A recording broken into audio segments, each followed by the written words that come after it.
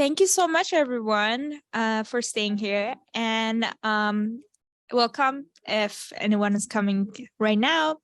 And we have our next speaker. So we have the pleasure of having Emily Coombs and her speak. And she's having a talk titled Intersectionality within Neurodiversity, LGBTQ plus and gender. Emily is a counseling psychology graduate student at University of Calgary in Alberta, Canada.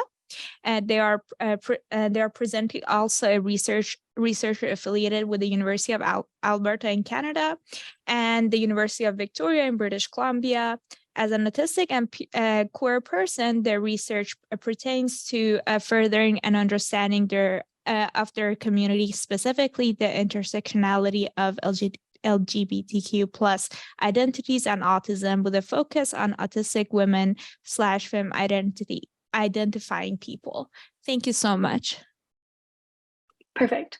As was said, my name is, Emily Coombs. I am a researcher at the University of Victoria, as well as the University of Alberta. I am a graduate student at the University of Calgary. My research interests are the study of intersectionality, of autism and sexuality, as well as lesbian health and wellness, LGBTQ plus newcomers, and femme theory. I identify as autistic as well as a lesbian woman, and my pronouns are she, they. I included one picture of me at the only Pride event that I've ever attended. Just to outline what we're going to talk about today. First, I'm going to give some brief overview about terminology, talk about the intersection of gender and sexuality, briefly highlight research, as well as talk about being an ally. I do want to note that just the limitation of the presentation won't be able to cover the full scope of what the research is saying. I won't be able to cover the full scope of neurodivergency. Thus, we're focusing on autism today, just because it's such a broad spectrum and there's a lot to be said. First, I want to state that I will be using identity first language throughout this presentation. I believe that identity first language correctly articulates my experience as an autistic person, and this identity label has been widely accepted as by the larger community. However, I want to note that person first language is still being used, and some people do prefer it and find it validating. I would recommend having a conversation with your autistic peers, colleagues, friends, and family to ask them what they prefer and to be referred by. Language can be an invaluable tool to validate the human experience, and a sentiment I hope to impart throughout the presentation. Next, I want to talk about what LGBTQ plus stands for. Sexual orientation is about who you're attracted to, who you want to have relationships with. Sexual orientation can include gay, lesbian, straight, bisexual, asexual. However, much like autism, sexuality is a spectrum. Sexuality spectrum also allows for greater fluidity of sexual identity and expression. This might change in one's position on the spectrum throughout one's life, or may stay stagnant. Larger scale studies support both ideas. I want to note that queer is listed on this slide, and the term queer can include a variety of sexual identities and gender identifications that are anywhere from straight to cisgender, that are anything other than straight and cisgender. In the past, queer was a word used to hurt and insult people. Some people may still find this offensive, and particularly those who remember when that word was used as in a painful way against them. Others now use this word with pride to identify themselves. You may not want to refer to someone as queer unless you know that's how they identify. And when talking to someone about their sexual orientation, use terms that they use. And that's okay, and that's encouraged to have these conversations with folks about labels, whether it's their autism label, whether it's their gender or sexuality label. One area of note I want to highlight is the experience of those on the asexuality spectrum. Asexuality broadly is the experience of limited or no sexual attraction to other people. Even within this one category, there's a range of individual expressions and experiences. For example, some may not experience any sexual attraction, and some may still enjoy the act of sex. Others may be repulsed by the idea of sexual contact. And you may see the contraction of asexual into ace used as a label for asexual individuals. Asexuality is also a spectrum, and many people have more complicated relationships with sexual desire sexual desire than asexuality and the binary allows. For instance, there is a split attraction model that is now being championed, which proposes that for every sexual orientation, there is a romantic counterpart. So someone may be asexual, but gay. So they might want to be in romantic relationships with only men, but they don't have any sexual attraction. Gender identity is each person's internal and individual experience of gender. It is a person's sense of being a woman, a man, both, neither, or anywhere along the gender spectrum. A person's gender identity may be the same or different from the one they were assigned at birth.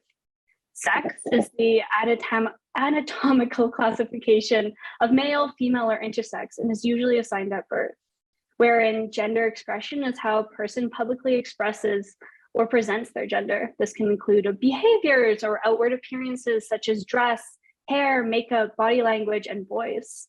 A person's chosen name and pronouns are also a common way to express gender, and others perceive a person's gender through these attributes. The proper use of gender identity terms include pronouns, and it is a crucial way to signal courtesy and acceptance. Like sexuality and autism, gender is also a spectrum. Two well-known gender identities are cisgender and transgender. Cisgender, or simply cis, is an adjective that describes a person whose gender identity aligns with the sex that they were assigned at birth, where transgender, or simply trans, is an adjective to describe someone whose gender identity differs from the sex assigned at birth. For instance, a transgender male is someone who was assigned female at birth, but now identifies as male. I do want to highlight beyond these labels is a wealth of gender fluidity. For instance, non-binary is a term that can be used by people who do not describe themselves to fit the gender binary. A range of terms are also used to refer to these experiences beyond non-binary. So we have gender queer and gender, which I'll talk to next. For myself, I understand my gender as gender apathetic. I don't really feel strongly that I am a woman, but I do appear feminine, and I do take on a lot of feminine attributes. But I don't want to be described as a man. I'm very apathetic about gender as a whole. I do want to highlight something very unique to autism and neurodivergence, which is autigender and neurogender. The current LGBTQ+ labels for gender and sexuality may not be adequately representing how a person's autistic identity uniquely contributes to their experiences and expressions of gender. Autigender is a term that is used by some autistic people to acknowledge that their experiences of gender or sexuality is filtered and colored through their autistic neurotype in a way that simply can't be separated from one another. Autigender can be a standalone label, or it can be in conjunction with other gender and sexuality labels, indicating that one simply does not relate to a gender or sexuality that can be easily understood through altruistic definitions or constructs. Autigender can also be used as a qualifier and attached to one's gender or sexuality to say that a person identifies with a particular gender or sexuality label and wants these experiences explained through their autism. For instance, a person may identify as autigender cis female because they are assigned female at birth, but connect broadly to a female gender identity. However, they experience womanhood in a way that is unique to their autism. This might mean that wearing makeup or nail polish is avoided due to sensory discomfort. They may speak in direct and assertive ways that do not conform to the current social norms and understandings of what a woman is supposed to be. And they may be even perceived as masculine, but they still identify with that female label. They may not adhere or connect to stereotypes or gender roles.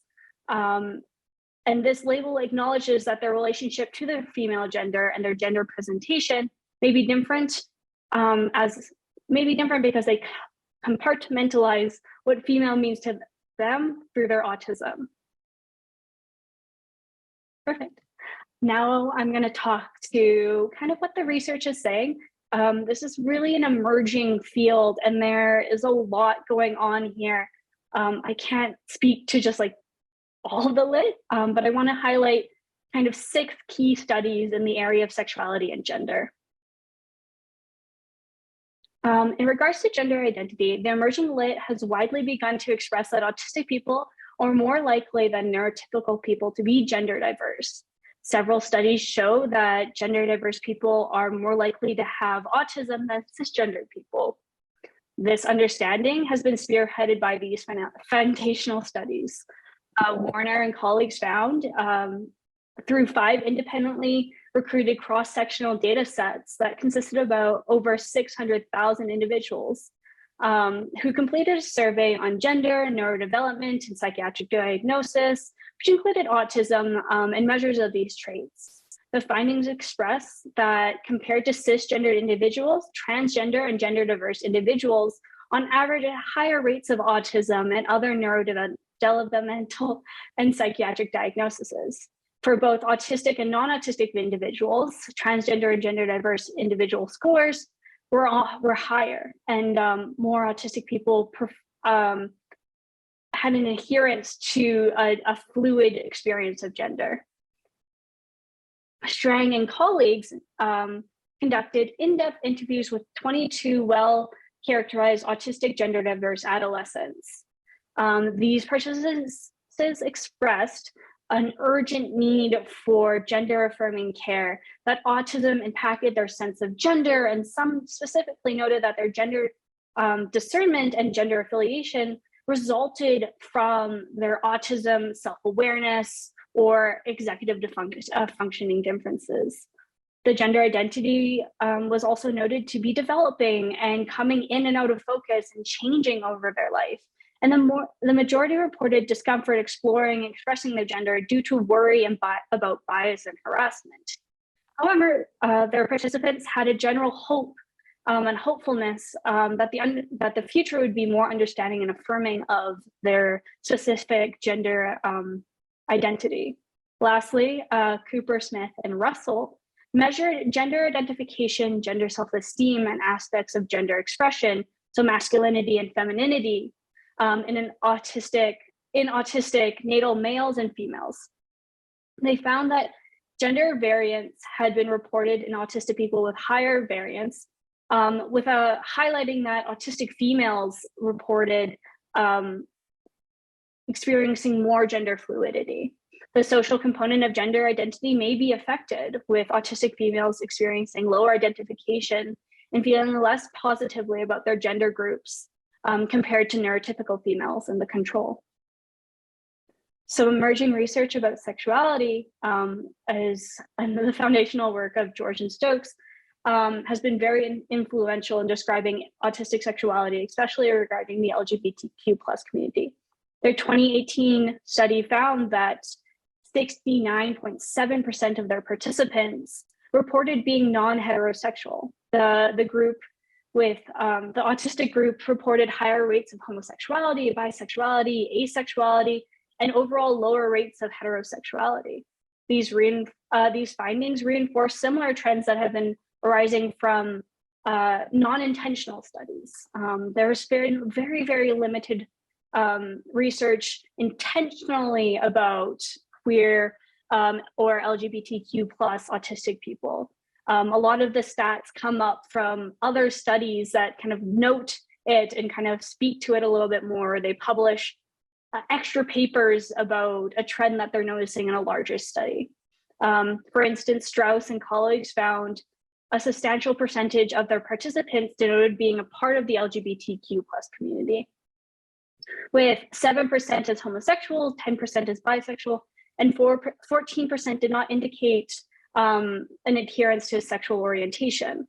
In comparison to the general population of Germany, only 7% of the population identify as being a part of the LGBTQ+ community as a whole.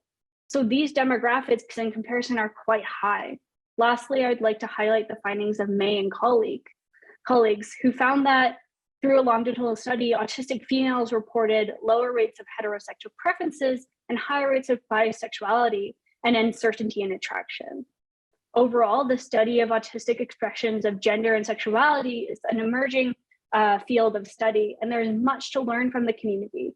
Community participatory work is incredibly important, and to define that, that would be bringing in autistic people to the studies that you are conducting, asking them to inform your research methods, having them be involved with the steps that you're taking and the methodology so that you can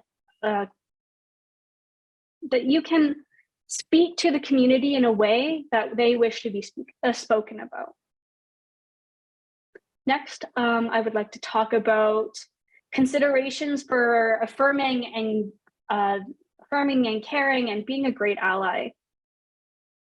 So what is an ally? An ally, the Anti-Oppression Network states that an ally is an active and consistent and arduous practice of unlearning and reevaluating in which ways a person in a position of privilege and powers seeks to operate in solidarity with a marginalized group. Under this understanding, allyship is not an identity. It is important to note that allyship is not something that you can say is an identity that you hold, but it is rather a process of building relationships based on trust and consistency and accountability with marginalized individuals and groups of people. Even more so, allyship cannot be self-defined. Allyship work and efforts must be recognized by the people we seek to ally ourselves with. So in the context of the autistic LGBTQ+ community, if you yourself don't identify as autistic, that you're making that allyship with autistic people, or you yourself don't identify as autistic and LGBTQ+, you're walking alongside those identities without holding them yourselves. So how can one be a good ally in regards to autism and LGBTQ+ identity? Reality is that there is no one good way to be an ally, that what is helpful for one person may not be the right for another. This is difficult work, and we must be flexible and adaptable and open to shifting as we learn to do better. However, I hope the following tips can help ground your practice and aid you in understanding where you can support autistic, gender, and sexual minorities. First, allyship comes in this beautiful little list. A stands for always centering the impacted. So always centering the voices and narratives and experiences of autistic, gender, and sexual minorities. That means seeking to understand how autistic, gender, and sexual minorities want to be supported. Are you talking to your autistic friends, colleagues, children, peers, and what do they want? What do they want you to help advocate with? What they want you to support them with? And also, don't assume that your understanding is of the particular needs of the group is true. Maybe your understanding isn't exactly what they need or want.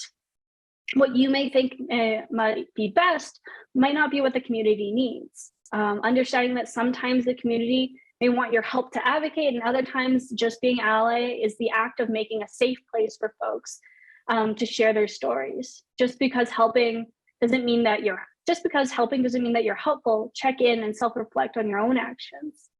I know, like, for instance, at Pride events, they can be loud and sensory overwhelming. It's having those conversations with your neurodivergent family and friends and colleagues about, hey, like, how can I help you come to Pride and have your sensory needs met? How can I support you here? What do you need me to do? And if that person in your life says, I don't need you to do anything, I just want you to be there with me, that is still allyship. Allyship is also listening and learning from those from the community. Understand that no one group is monolithic. Each person has their own experience and opinions. For instance, BIPOC, autistic, gender, and sexual minorities may have a very different lived experience than than them. They have different lens of marginalization to look through their experiences.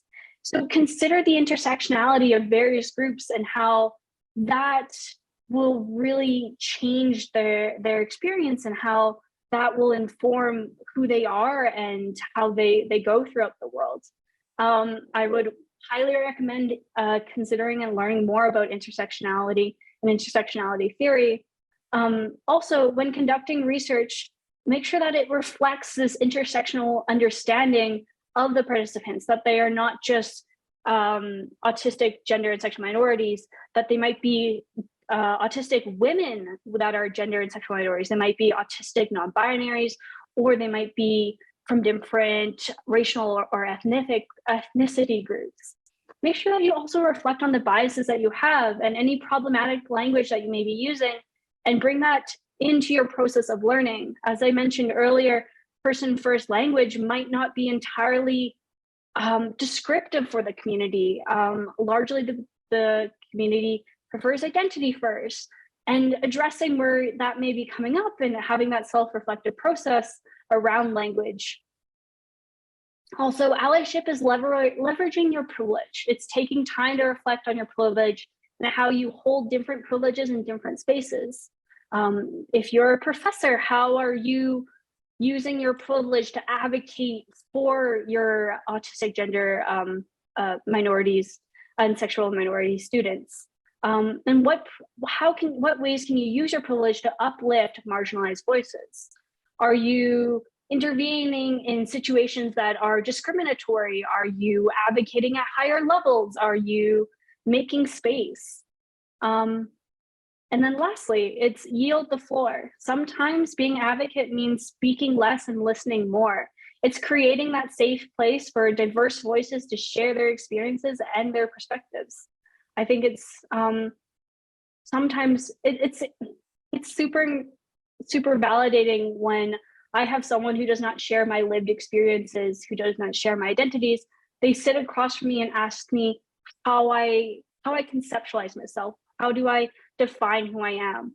And in that dialogue, we can have a deeper understanding, and I can share what I'm going through. And I think that is a really important conversation to have.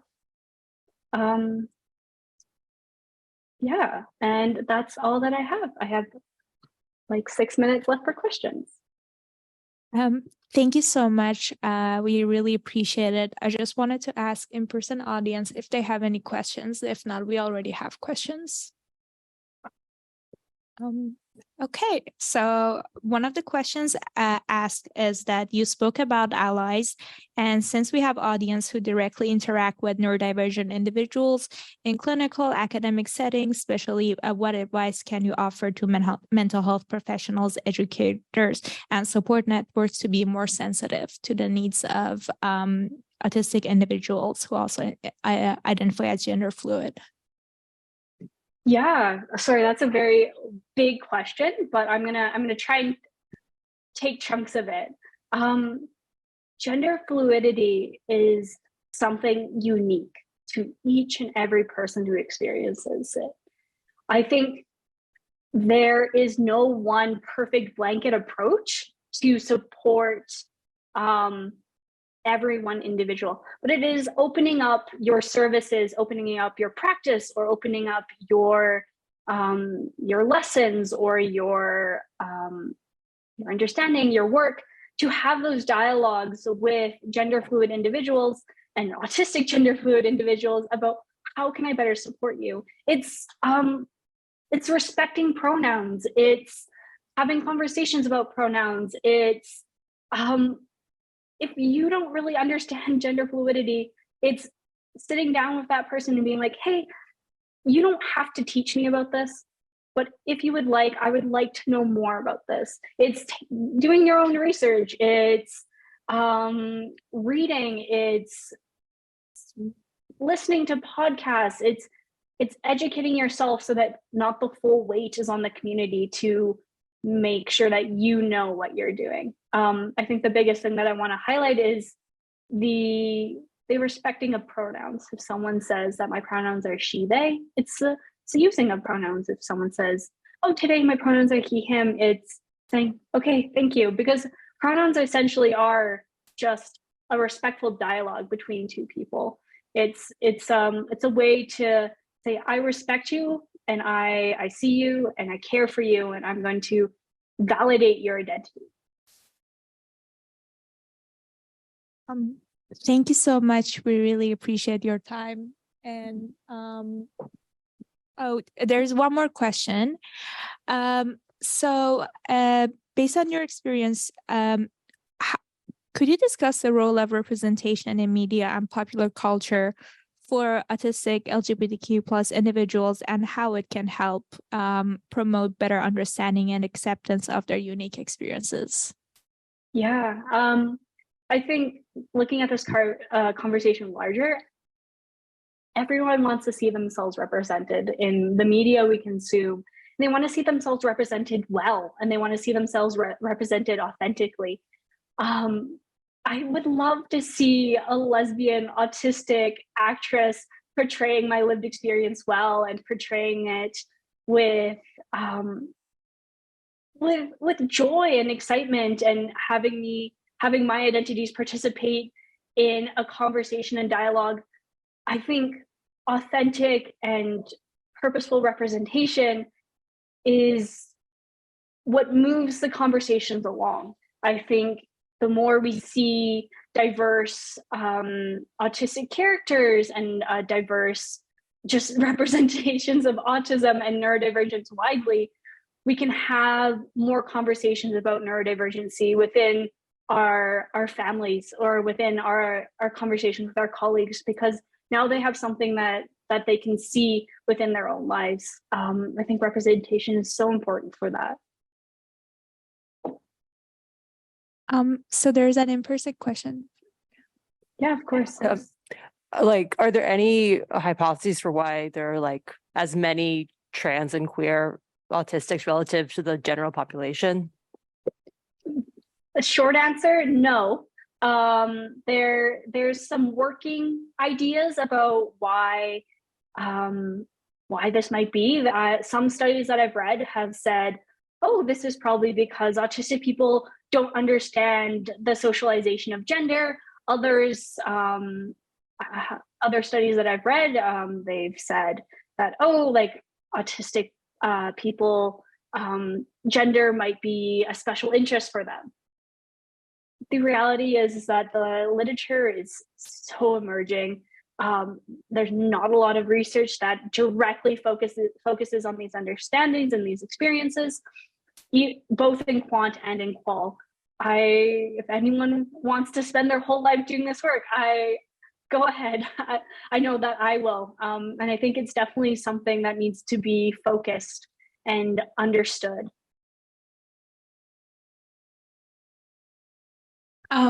So if there's no more questions, we really appreciate your time, and thank you so much for accepting our offer and for a wonderful talk. Thank you. Thank you.